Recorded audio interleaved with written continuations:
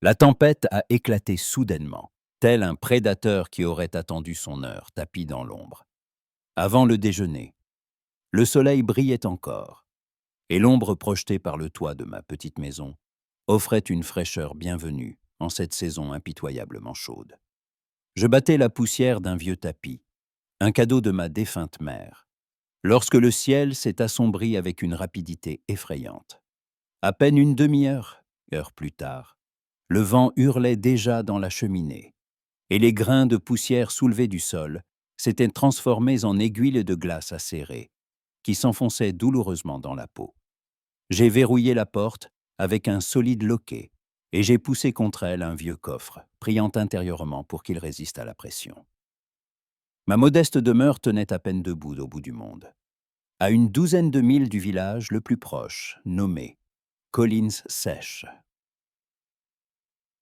Face à une tempête qui menaçait de raser même les constructions les plus robustes, elle semblait aussi fragile qu'un château de cartes. J'ai jeté les dernières branches sèches dans l'âtre et me suis préparé à attendre que la tempête passe. Ma vie était simple, mais j'y étais habitué. Après la mort de mes parents, j'étais resté complètement seul, avec pour toute possession ce petit lopin de terre et cette maison délabrée mais encore solide.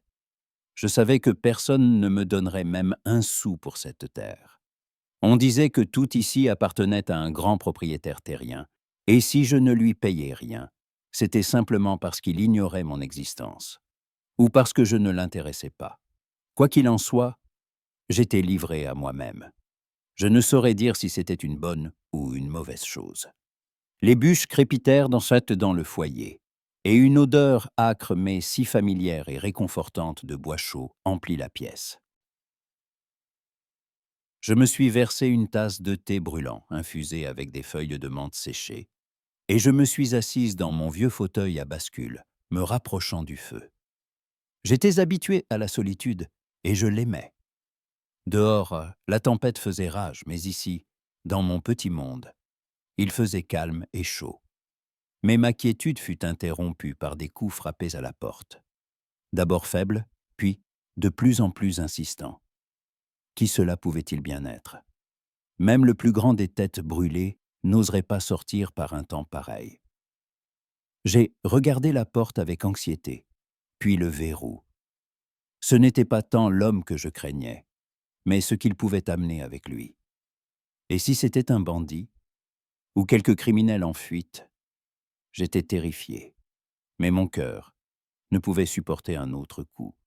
Celui-ci était si faible, comme si le vent l'avait porté jusqu'à ma porte.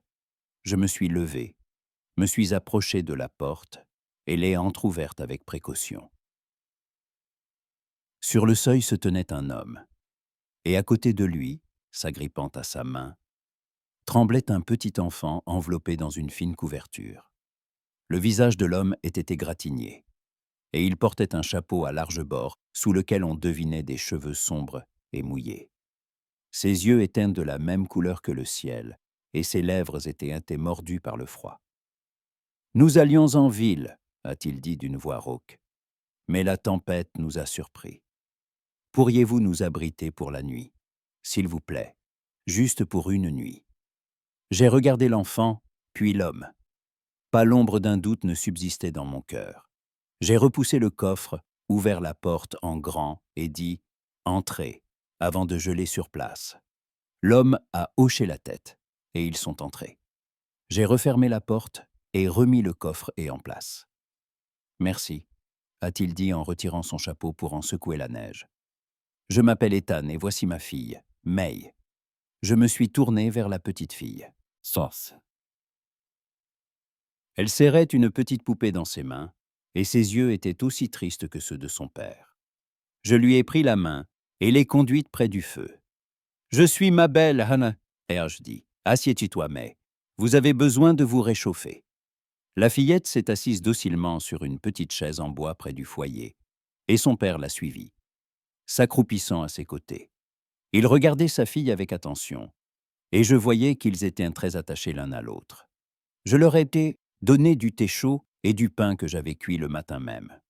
L'homme mangeait vite mais proprement, tandis que May tenait à peine le pain dans sa main n'osant pas y toucher. J'étais certaine qu'il n'avait rien mangé de la journée, et mon cœur se serra de pitié. D'où venez-vous, Ethan? Ai-je demandé, en essayant de parler le plus nonchalamment possible. De la ville voisine, a-t-il répondu sans lever les yeux vers moi. Nous cherchions du travail. Et vous? Je suis né ici, ai-je dit. Et j'ai vécu ici toute ma vie. Ethan a hoché la tête, et notre conversation s'est arrêtée là. Il examinait ma petite maison, comme s'il cherchait à comprendre comment je pouvais survivre ici, seul. Il regardait les vieux meubles, les murs usés, l'unique crucifix en bois suspendu au-dessus du foyer. Son regard était vif et pénétrant, et je me sentais comme observé au microscope. Le vent dehors hurlait si fort qu'il semblait vouloir arracher les portes de leurs gonds. Je me suis levé et me suis approché de la fenêtre, tendant l'oreille. C'est alors que j'ai remarqué que les vêtements d'Ethan n'étaient pas si usés que ça. Son pantalon était fait d'un tissu de bonne qualité, coûteux, et ses bottes étaient en cuir, un cuir qui brillait même à la faible lueur de la bougie. J'ai regardé ses mains. Elles étaient rudes, mais pas comme celles d'un simple ouvrier. Elles étaient fortes, mais sans callosité. Il avait l'air d'un homme habitué au travail difficile, mais en même temps s'habitué à un certain confort. Je n'ai pas pu retenir ma curiosité, et j'ai qu'à demander. « Êtes-vous vraiment un ouvrier, Ethan ?» Il a sursauté et a levé les yeux vers moi. Quelque chose a brillé dans son regard, puis s'est éteint aussitôt. « Oui, » a-t-il dit, « je travaille la terre. » J'ai hoché la tête, mais je sentais qu'il cachait quelque chose. J'en étais certaine. J'ai regardé May, et ses yeux ont rencontré les miens. Il n'y avait pas de mensonge dans son regard, seulement de la peur. May s'est approchée de son père et a enfoui son visage dans son épaule. Il l'a serré dans ses bras et lui a caressé doucement les cheveux. J'ai alors vu que ses doigts serraient quelque chose de rond. En y regardant de plus près, mon cœur s'est arrêté. C'était une bague, pas une alliance, mais une chevalière, ornée d'une grosse pierre qui scintillait même dans la pénombre. J'ai fait comme si je n'avais rien vu et je suis retourné près du feu. Je ne savais pas qui il était vraiment, mais une chose était sûre. Il n'était pas celui qu'il prétendait être. Et cela signifiait que notre rencontre était tout sauf une coïncidence. Je n'ai presque pas dormi cette nuit-là. Le vent dehors ne s'était pas calmé, et chaque hurlement ressemblait tantôt à un gémissement, tantôt à un avertissement. Mais la tempête n'était pas la seule cause de mon insomnie. Le feu dans l'âtre s'éteignait peu à peu, et je devais y jeter des brindilles de temps en temps en essayant de ne pas faire de bruit. Pourtant, même le froissement de mes pas sur le plancher grinçant me semblait assourdissant. Toute ma vie ici, dans cette maison isolée, était bâtie sur le silence, sur l'habitude de l'absence de regard et de voix étrangères. Et maintenant, avec deux inconnus dormant à quelques pas de moi, je me sentais mal à l'aise, comme si j'avais pénétré dans un monde qui n'était pas le mien. Je les observais depuis mon fauteuil à bascule. Ethan dormait assis par terre, le dos appuyé contre le mur. Son visage était détendu, mais portait encore les traces de la fatigue. Ses lèvres fines mais déterminées étaient légèrement entr'ouvertes, et sur sa tempe, sous ses cheveux sombres emmêlés, on voyait une longue coupure fraîche. May était blottie contre son épaule, enroulée comme une boule sous la couverture de laine que je leur avais donnée. Elle respirait calmement et silencieusement, ses petites mains d'enfant serrant sa vieille poupée. J'essayais de comprendre qui étaient ces gens. Un ouvrier agricole, comme il se présentait, mais ses vêtements et sa chevalière disaient le contraire. Un homme riche? Un propriétaire terrien? Mais alors, pourquoi errait-il avec sa fille dans ces lieux oubliés de tous? Il y avait du mensonge dans ses paroles, mais dans ses yeux, quand il regardait May, je ne voyais que la vérité, un amour paternel profond et tendre. Cette vérité me rassurait. J'ai compris que, qui qu'il soit, il ne ferait de mal ni à moi, ni à sa fille. Finalement, je me suis assoupi, la tête penchée sur la coudoir. Le froid m'a réveillé. Le feu s'était éteint depuis longtemps, et il faisait glacial dans la maison. Le vent était tombé. Dehors, un premier rayon de soleil perçait, et cette lumière, tombant sur les vitres poussiéreuses, semblait particulièrement vive et salvatrice. Je me suis levé, je me suis étiré, et je me suis approché du foyer. Il fallait rallumer le feu. J'ai sorti de l'amadou sec et quelques brindilles d'un sac. J'allais gratter une allumette quand j'ai entendu une voix. « Bonjour, ma belle. » J'ai sursauté. Ethan ne dormait plus. Il était assis dans la même position, adossé au mur, et il m'observait. Ses yeux, toujours aussi bleus que le ciel de la veille, étaient pénétrants, mais la méfiance que j'y avais vue à son arrivée avait disparu. « Bonjour, Ethan », ai-je répondu sans me retourner. « Laissez-moi vous aider », a-t-il dit en se levant. Il s'est approché du foyer, a pris l'amadou et les brindilles et, avec l'aisance d'un expert, a rapidement allumé le feu. Je l'observais, et mon cœur battait si fort que je craignais qu'il ne l'entende. Il était beau. Une barbe naissante ne parvenait pas à masquer ses traits réguliers, et il y avait dans ses mouvements une force tranquille et singulière. « Vous êtes très hospitalière, ma belle », a-t-il dit alors que le feu crépitait joyeusement. « Merci beaucoup pour votre accueil. » J'ai haussé les épaules. De rien. N'importe qui aurait fait la même chose à ma place. « Pas n'importe qui », a-t-il dit en me fixant intensément. Dans cette région, les gens sont habitués à vivre seuls. Je me suis détourné et j'ai mis la bouilloire sur le feu. « Avez-vous quelque chose pour nettoyer ma blessure ?» a-t-il demandé. J'ai hoché la tête. J'ai sorti une petite bouteille d'eau oxygénée et des bandages d'un vieux placard. « Donnez-moi votre main, ai-je dit. Il m'a tendu la main et je l'ai prise. Sa paume était chaude et forte. J'ai imbibé un bandage d'eau oxygénée et je l'ai appliqué délicatement sur la coupure à sa tempe. Ethan a tressailli, mais n'a pas dit un mot. J'ai nettoyé la plaie avec soin, puis j'ai fait un pansement. « Voilà », ai-je dit en lâchant sa main. Il m'a regardé attentivement, et une lueur s'est allumée dans ses yeux. Un instant, j'ai cru qu'il allait dire quelque chose d'important, quelque chose qui pourrait révéler son secret. Mais à ce moment-là, May s'est réveillée et, se frottant les yeux, a murmuré « Papa ?» Ethan s'est immédiatement détourné de moi, et son visage s'est illuminé d'un sourire. Il s'est approché de sa fille, l'a prise dans ses bras et l'a tendrement embrassée sur le front. « Bonjour, May. Allons voir ce que maman Mabel nous a préparé pour le petit déjeuner. » J'ai tressailli. Le mot « maman » avait résonné de manière si naturelle et si chaleureuse que mon cœur a flanché. J'ai regardé Ethan, mais il ne me prêtait aucune attention, entièrement concentré sur May. Nous avons déjeuné tous les trois. May s'est révélée être une petite fille très calme et réservée. Elle ne mangeait presque rien, buvait seulement du thé et me jetait de temps en temps des regards avec ses grands yeux tristes. Je ne savais pas comment l'aborder. Je n'avais jamais eu de contact avec des enfants. J'étais habitué à la solitude, et sa présence était pour moi une expérience nouvelle et inconnue. Après le petit déjeuner, Ethan a dit qu'il était temps pour eux de partir. Je ne les ai pas retenus. Je les ai accompagnés jusqu'à la porte. La tempête s'était calmée, mais le ciel était encore couvert de nuages. La neige, qui semblait si menaçante la veille, recouvrait maintenant le sol d'une épaisse couche duveteuse. « Au revoir, ma belle », a dit Ethan en prenant May dans ses bras. « Merci encore pour tout. »« Au revoir, Ethan », ai-je répondu. « Au revoir, May. » May m'a fait un signe de la main et a souri.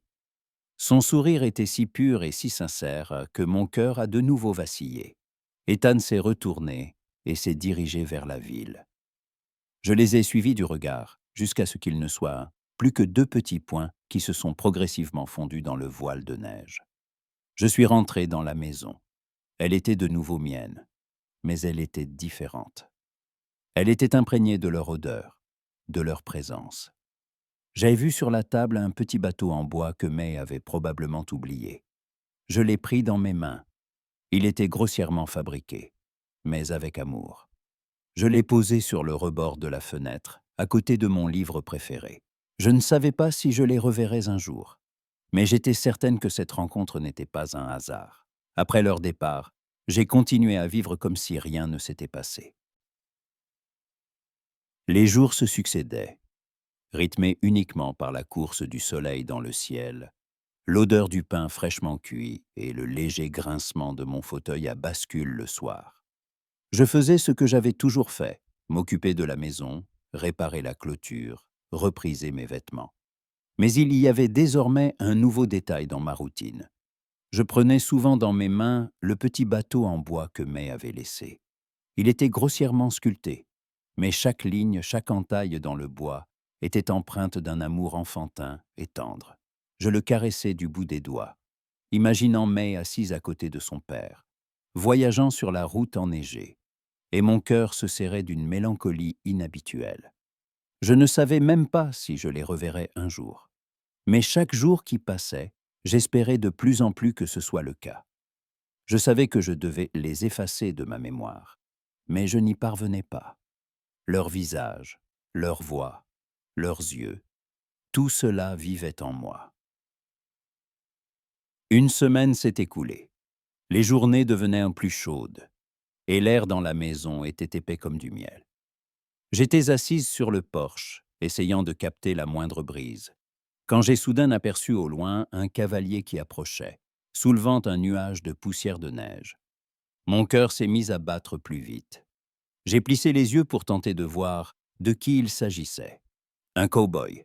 Il était assis en selle avec une telle assurance qu'on aurait dit qu'il était né sur un cheval. Quand il s'est approché, je l'ai reconnu. C'était Ethan. Il a mis pied à terre et s'est approché de la maison. Il tenait à la main 2 sacs en toile qui, à leur apparence, semblaient pleins. « Bonjour, ma belle », a-t-il dit d'une voix profonde et calme. « J'espère que je ne vous dérange pas. » « Ethan ?» Ai-je seulement réussi à souffler, avant de me ressaisir et d'ajouter « Je ne m'attendais pas à vous voir. » Il a souri. Son sourire était discret, mais il y avait tant de chaleur que mon cœur s'est arrêté. Je ne pouvais pas partir sans vous remercier comme il se doit.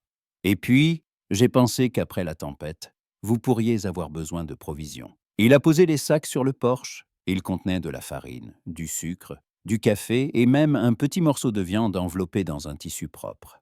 Je l'ai regardé avec étonnement. C'était un véritable cadeau. Je n'avais pas eu de telles réserves dans ma maison depuis le jour où mes parents étaient en partie. « C'est beaucoup trop, Ethan », ai-je dit en détournant le regard, embarrassé.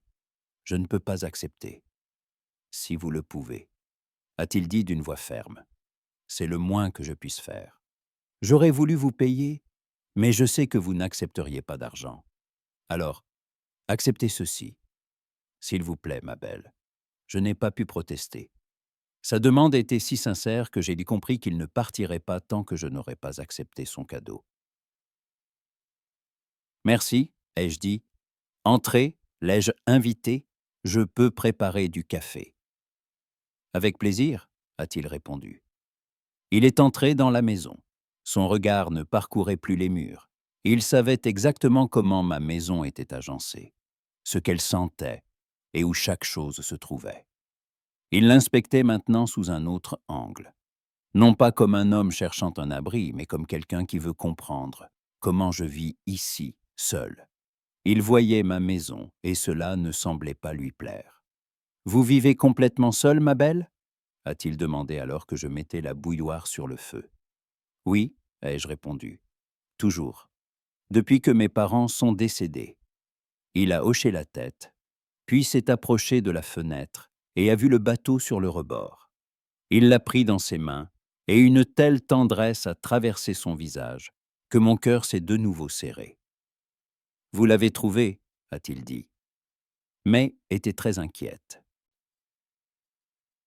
Elle voulait revenir le chercher, Mais je lui ai dit qu'il était temps pas pour nous de partir. Je me suis approché de lui et j'ai pris le bateau de ses mains. Je pense qu'il lui manquait, ai-je dit. Ce n'est pas le bateau qui lui manquait, a-t-il dit. Et son regard était si perçant que j'ai senti mon visage s'empourprer. C'est vous qui lui manquiez. Nous avons bu du café dans la cuisine et notre conversation s'est déroulée tranquillement. Nous avons parlé du temps, des récoltes, de la vie sur ces terres. Ethan était un bon interlocuteur. Il écoutait attentivement, posait les bonnes questions et ne me regardait jamais avec pitié, ce qui était particulièrement important pour moi. Je sentais qu'il était sincère. Mais je ne pouvais toujours pas oublier la chevalière à son doigt. « Vous ne m'avez toujours pas dit où vous travaillez, ai-je dit, en essayant de donner à ma voix un ton aussi désinvolte que possible. Il a bu une gorgée de café, a posé sa tasse sur la table et m'a regardé attentivement. « Je travaille la terre, ma belle, a-t-il dit, mais je ne suis pas un ouvrier. Je suis le propriétaire de la terre. Mon cœur s'est figé. Je le savais. Mantekti otsingiti, et vous possédez. Ai-je commencé? Je possède toutes les terres correspondant aux terres de ce comté, a-t-il dit, y compris la vôtre. Je suis resté pétrifié. C'était donc pour ça qu'il était apparu ici. C'était pour ça que son regard était si pénétrant. Il savait qui j'étais depuis le début. Et pour lui, je n'étais qu'une fille sans nom vivant sur sa terre. Je voulais juste vous dire. A-t-il commencé? Quoi? Ai-je demandé, la voix tremblante. Que vous voulez m'expulser? Que je dois vous payer? Il s'est immédiatement approché de moi et m'a pris les mains. Son contact était chaud et fort. Non, ma belle, a-t-il dit. Je suis venu parce que je voulais vous voir. Je voulais savoir comment vous viviez. Et si vous aviez besoin d'aide. Chay. Il s'est interrompu puis a continué. Je suis venu parce que depuis notre départ, je n'ai pas pu penser à autre chose qu'à vous. Je suis resté là, figé. Le vent dehors s'était calmé. Seule ma respiration rapide brisait le silence. Ethan me regardait dans les yeux, et son regard était si sincère que je ne pouvais que le croire. « Je ne sais pas ce que vous pensez de moi, » a-t-il dit, « mais je veux que vous sachiez que je ne vous ai pas menti. Je suis vraiment venu pour vous. » Mon cœur battait si fort que j'avais l'impression qu'il allait sortir de ma poitrine. Il était mon salut, ma seule chance d'une nouvelle vie. Mais il était aussi mon ennemi, l'homme qui pouvait me prendre tout ce que j'avais. Il a tendu la main et a touché ma joue. Ses doigts s'étaient un chaud, et son regard était si profond que j'ai perdu la notion du temps. « Puis-je revenir vous voir, ma belle ?» a-t-il demandé. Je suis restée silencieuse, ne sachant que répondre. Il était une énigme, dangereuse mais si attirante. Je ne savais pas quoi lui répondre. Mon esprit était en plein désarroi. Je n'arrivais pas à croire que cet homme qui pouvait si facilement me prendre tout ce que j'avais, me voulait, moi. Je suis restée silencieuse, ne sachant que dire. Ethan fut patient. Il a attendu que je rassemble mes esprits. « Ma belle, » dit-il d'une voix douce, « je ne vous demande pas de promettre quoi que ce soit. Je veux juste savoir si je peux revenir. » Je ne sais pas, dis-je, la voix tremblante. Il hocha la tête, comme s'il comprenait mes sentiments, et lâcha ma main. « Alors je viendrai demain. À l'aube, dit-il. Je vous attendrai à votre porte. » Sur ces mots, il sortit de la maison, monta en selle et partit. Je suis resté là, figé, avec le sentiment que ma vie venait de basculer. Je ne savais pas ce qui allait se passer, mais je savais que je ne serais plus seul. Je n'ai pas dormi de la nuit.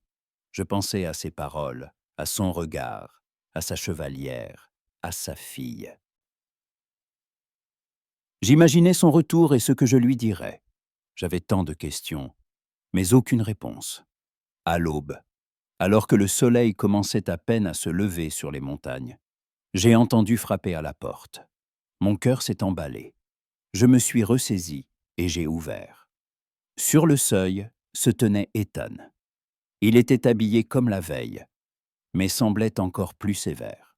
« Bonjour, ma belle, dit-il. Je vous ai apporté quelque chose. » Il me tendit un petit sac en toile. Je le pris, le cœur battant d'excitation.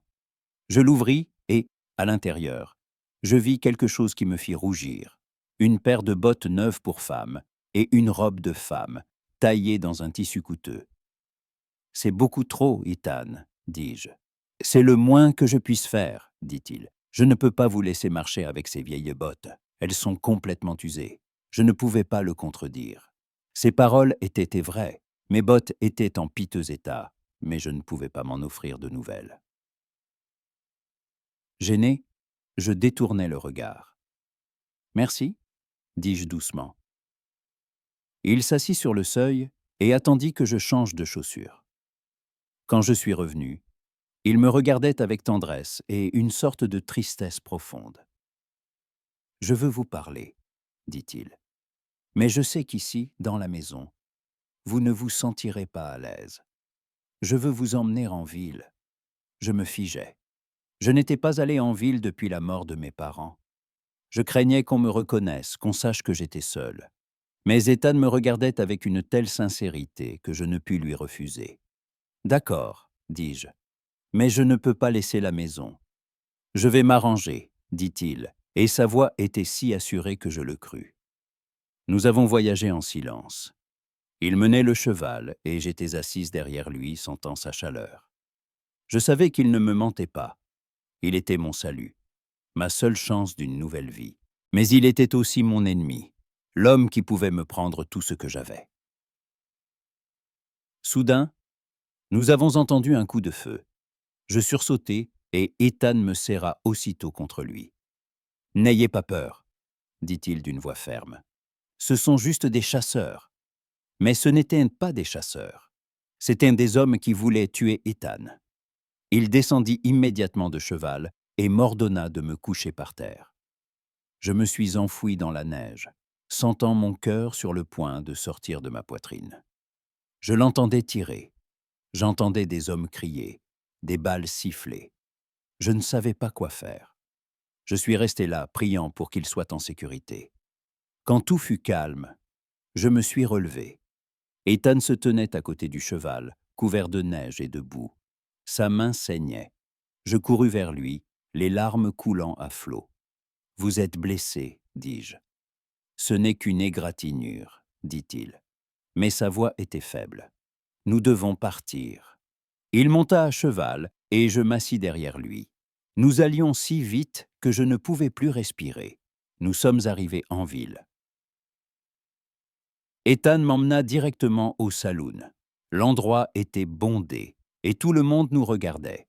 Ethan me fit entrer et je compris que tous le connaissaient. « Ethan, dit l'un des hommes, que s'est-il passé ? » « Ce ne sont pas tes affaires, répondit Ethan. Trouve-moi un médecin. La panique s'empara de la ville. Je voyais les gens courir dans les rues, se cacher dans les maisons. Je ne comprenais pas ce qui se passait. Ethan, dis-je, que s'est-il passé ? Ce sont les hommes qui veulent te prendre ma terre, dit-il. Ils savaient que je venais ici. Ils savaient que j'étais avec vous. Et ils voulaient vous tuer.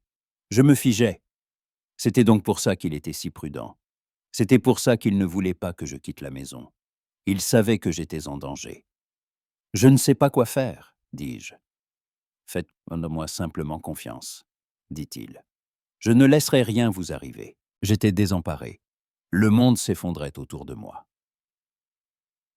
Des balles avaient été tirées dans ma direction, et l'homme qui m'avait sauvé était blessé. Il était mon salut, mais son arrivée dans ma vie signifiait que j'étais désormais en danger, moi aussi. Je ne savais que faire.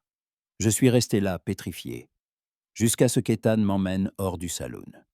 Ethan trouva un médecin. Celui-ci examina sa blessure, la nettoya et la recousit. Ethan ne bougea pas d'un cil. Il était si fort et si stoïque qu'à ses côtés, je me sentais en parfaite sécurité. Mais je savais que le danger n'était pas écarté. Nous ne pouvions pas rester au saloon. « Nous devons partir, ma belle, dit Ethan. Cet endroit n'est pas sûr. J'ai hoché la tête. Je ne pouvais pas le contredire. J'avais peur, mais je lui faisais confiance. Il me fit sortir du saloon et me guida à travers les rues de la ville. Nous marchions main dans la main. Je sentais sa chaleur et sa force, et cela m'apaisait. Nous sommes arrivés devant une maison. Elle était grande, à 2 étages, avec un large porche et de grandes fenêtres. Je n'aurais jamais imaginé qu'une si grande maison puisse exister dans une si petite ville. Nous sommes entrés, et je suis resté bouche bée. L'intérieur était aussi beau que l'extérieur. Les meubles étaient en bois sombre. De riches tapis recouvraient ensuite le sol, et les murs étaient ornés de tableaux dans des cadres dorés. « C'est votre maison ?» ai-je demandé, presque dans un murmure. « Oui, » dit-il, « c'est ma maison. » Je n'arrivais pas à y croire. J'étais chez lui, dans la maison de l'homme le plus riche du comté. Ethan me conduisit au salon. Sur une table, un plateau était dressé avec du chocolat chaud et des biscuits. « J'ai préparé ça pour vous, » dit-il. « Je savais que vous seriez sous le choc en voyant ma maison, mais je voulais que vous vous sentiez ici chez vous. » Je me suis assise sur le canapé, et il s'est assis à côté de moi. Nous avons bu notre chocolat chaud en silence. Je ne savais pas quoi dire. Il était si bon avec moi, mais je ne pouvais toujours pas oublier qu'il était le propriétaire de ma terre. Je craignais qu'il ne puisse me prendre tout ce que j'avais, à tout moment. « Ma belle, » dit-il d'une voix douce, « je sais à quoi vous pensez. Je sais que vous avez peur. Mais je n'ai pas l'intention de vous expulser de votre maison. Je ne vais pas vous prendre votre terre. Je veux simplement que vous soyez heureuse. » Je l'ai regardé, il n'y avait pas la moindre trace de mensonge dans ses yeux. Il était sincère. Je ne pouvais que le croire. « Pourquoi ?» ai-je demandé. « Parce que je vous aime, ma belle, » dit-il. « Je suis tombé amoureux de vous au premier regard, et je veux que vous soyez ma femme. » Je suis resté figé. Mon cœur s'est arrêté. Je n'arrivais pas à croire ce qu'il venait de dire. Je ne savais pas quoi répondre. « Ma belle, » dit-il, « vous avez sauvé ma vie. Vous avez sauvé mon enfant, et je veux vous le rendre. Je ne vous demande pas de m'aimer. Je vous demande juste de me donner une chance de vous montrer que je peux être digne de votre amour. » Je ne pouvais que le croire. Il était si sincère, si bon avec moi. Il était mon salut, ma seule chance d'une nouvelle vie, et je ne pouvais pas le refuser. « Je ne sais pas quoi répondre, » ai-je dit. « Dites simplement oui, » dit-il, « et tout ira bien. » J'ai fermé les yeux, et quand je les ai rouverts, je savais que je voulais être avec lui. Je savais que je l'aimais, et je savais que je devais lui faire confiance. « Oui, » ai-je dit. Il a souri, et son sourire était si éclatant que j'ai senti mon cœur prêt à exploser. Il s'est penché et m'a embrassé. C'était le baiser le plus tendre que j'aie jamais connu. Il était plein d'amour, de tendresse et d'espoir. Je me suis réveillé sous un chaud rayon de soleil qui filtrait à travers les rideaux. J'étais allongé dans un immense lit, enveloppé dans une douce couverture de soie. Il n'y avait personne à côté de moi. Je me suis assise et j'ai regardé la pièce. J'étais dans la chambre d'Ethan. Elle était aussi belle que le salon. Des meubles sombres, de riches tableaux, de grandes fenêtres. Je me suis levé et je me suis approché de la fenêtre. La vue était à couper le souffle. Je pouvais voir toute la ville, ses petites maisons, ses rues enneigées, ses habitants affairés. Et puis, j'ai vu Ethan. Il se tenait sur le porche, tenant May par la main. Elle riait, et il la regardait avec une telle tendresse que mon cœur a failli bondir de ma poitrine. Je suis descendu. En me voyant, Ethan a immédiatement souri. « Bonjour, ma belle, » dit-il. « Avez-vous bien dormi ?»« Bien, » ai-je répondu. « Très bien. » May a couru vers moi et m'a serré dans ses bras. « Tu vas rester avec nous ?» a-t-elle demandé. J'ai regardé Ethan et il a hoché la tête. « Oui, May, » ai-je dit. « Je vais rester. » Ses yeux se sont illuminés de bonheur. Ethan m'a pris la main et m'a conduite à la cuisine. Sur la table, le petit déjeuner était servi. Des crêpes au sirop du café et des fruits frais. Je n'en croyais pas mes yeux. Je n'avais jamais vu un petit déjeuner aussi somptueux de toute ma vie. Je voulais que vous vous sentiez ici comme chez vous, a-t-il dit. Nous avons mangé en silence. Je ne savais pas quoi dire. J'avais si honte de ne pas l'avoir cru pendant si longtemps. Il avait été si bon avec moi. Et j'avais été si sotte. Ethan, ai-je dit, je suis vraiment désolé. De quoi êtes-vous désolé, a-t-il demandé. De ne pas vous avoir cru, ai-je répondu. De penser que vous vouliez seulement me prendre ma terre. Il a souri. Je savais que vous penseriez cela, a-t-il dit. Mais je ne vous en veux pas. Après le petit déjeuner, nous sommes au sorti.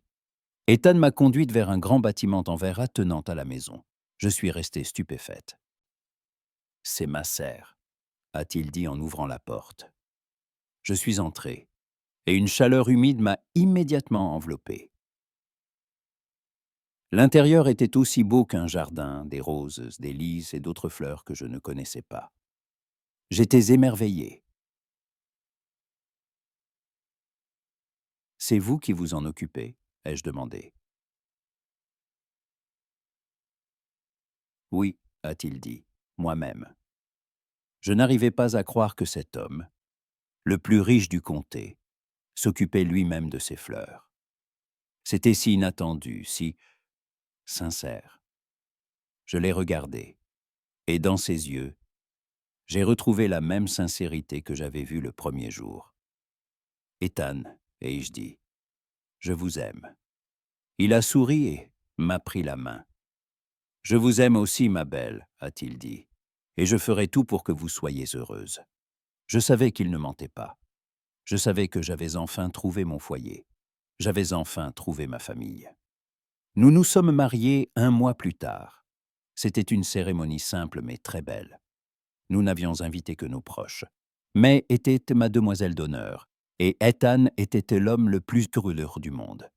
Après le mariage, nous avons emménagé dans sa maison. Je ne vivais plus seule. Je n'avais plus peur. J'étais heureuse. J'avais enfin trouvé ma place dans le monde.